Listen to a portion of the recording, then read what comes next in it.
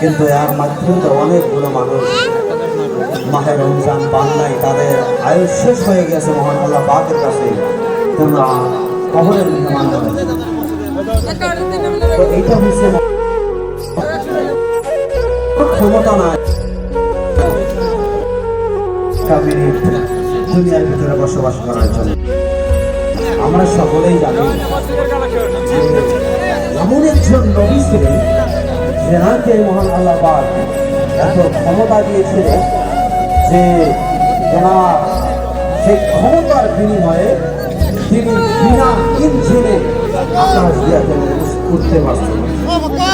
বর্তমান জামানায় প্লেন, উড়াজাহাজ এগুলা দেওয়া মানুষের আকাশ দেওয়া মনে, কিন্তু তাদের ভিতরে সেই জাহাজের ভিতরে ইঞ্জিন আছে না?